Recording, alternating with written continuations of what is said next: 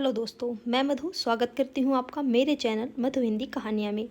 एक बार फिर उपस्थित हूँ मैं एक नई कहानी के साथ। तो चलिए शुरू करते हैं।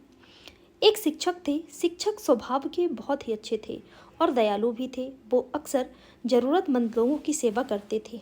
उन्होंने अपना पूरा जीवन ज़रूरतमंद की सहायता के लिए समर्पित किया था। जब उनका अंतिम समय आया तो उन्होंने अपने बेटे को बुलाया और कहा, बेटा, मैंने अपना पूरा जीवन दुनिया को शिक्षा देने में गुजार दिया।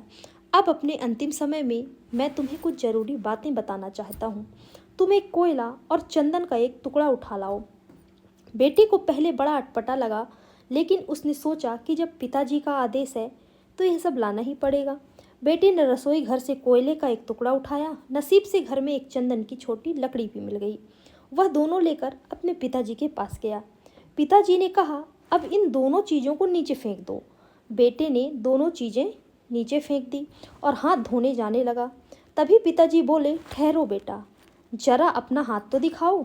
फिर शिक्षक उसका कोयले वाला हाथ पकड़कर बोले, बेटा, देखा तुमने, कोयला पकड़ते ही हाथ काला हो गया, लेकिन उसे फेंक देने के बाद भी तुम्हारे हाथ में कालिक लगी रह गई।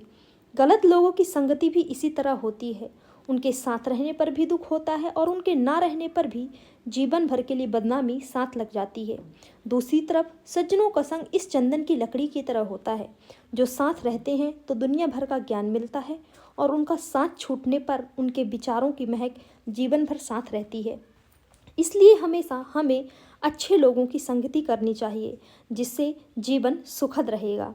और हमें भी सज्जनों का ही संग करना चाहिए, क्योंकि ऐसा करने से हमारा जीवन सुख शांति से भरा रहेगा। तो दोस्तों, यदि कहानी अच्छी लगी हो तो प्लीज़ इस वीडियो को लाइक करें, चैनल को सब्सक्राइब करें और कमेंट करके ज़रूर बताएं कि आप किस तरह की कहानी सुनना चाहते हैं। Thank you.